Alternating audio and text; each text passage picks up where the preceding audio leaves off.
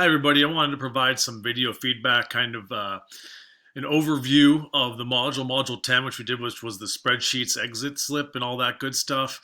So first thing before we get into that, I just wanted to say a couple people reached out to me about the zero that I put into the grade book related to the exit slip. The mistake was on my end, not your end. I went in and accidentally clicked the wrong exit slip when I opened it up and looked at it. So that was my fault. I went in and I corrected that error. So I apologize for all the people doing that. I just wanted to kind of go over here just some general feedback on the Google Sheet and then have your exit slips open here. I want to just touch on a couple different comments from those.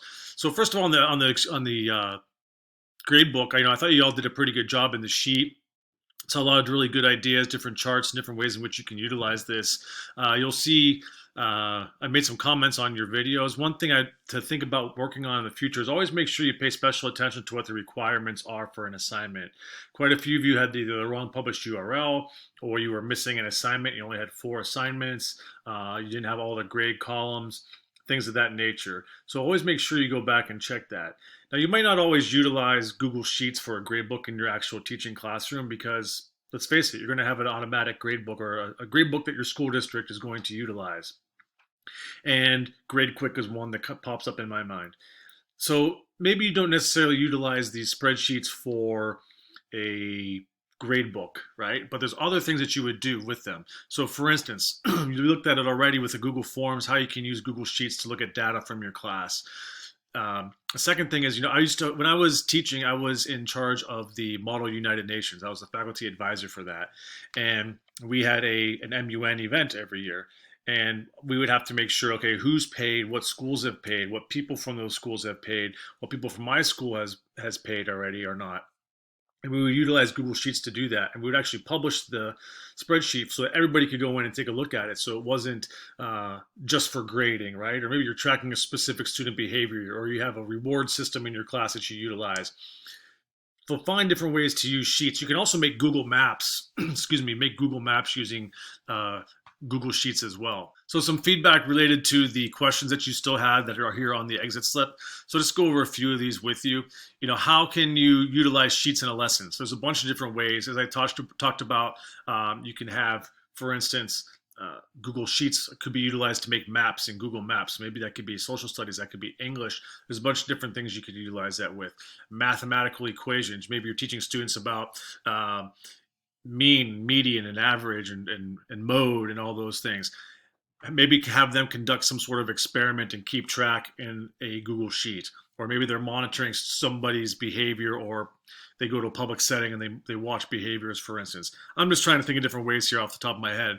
But definitely with math and things of that nature, you could definitely use it. Even have students maybe make a chart where they go in and they, like a self-guide, self-checklist type thing, where they go in and kind of self-pacing for assignments and things of that nature. About transferring information from Sheets directly to a district's gradebook, what you would probably do in that situation is you probably can't do the Sheets, but when you look in the file option, you'll see there's a download, and you can actually download these as an Excel sheet, which that might be, for instance, something you would upload into a school district's gradebook. So that's a different way to kind of get around that and be able to utilize this in Microsoft. Let's see here.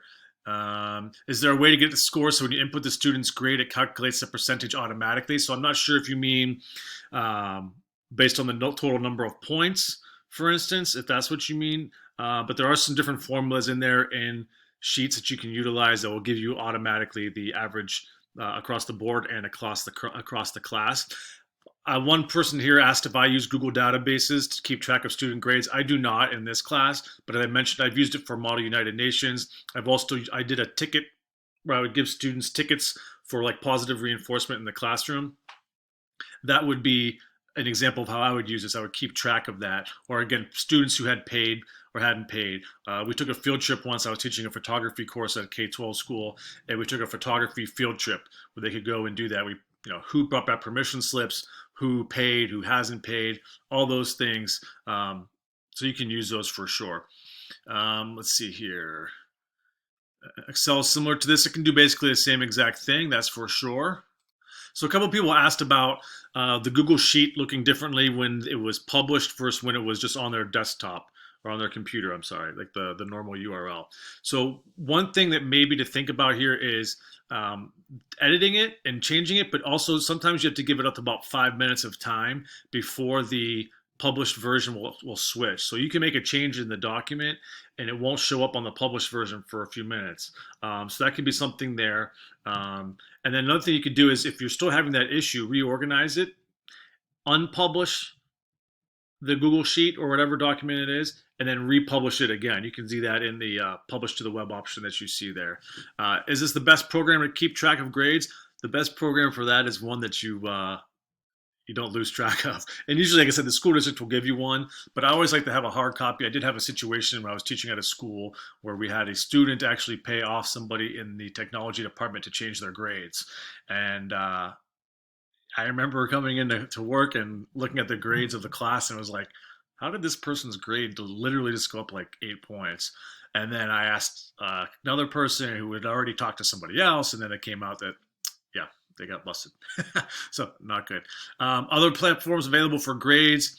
Again, it's going to kind of come down to your individual school district. They'll train you on that when you get hired for that. A couple people here asked about taking sheets from forms and getting information to added to a previous sheet. I'm not quite sure what you mean by that, but you can copy and paste this information. And you'll notice if you utilize Google Forms, it'll actually keep track of all the people who respond to your survey of all time. So it's actually pretty nice.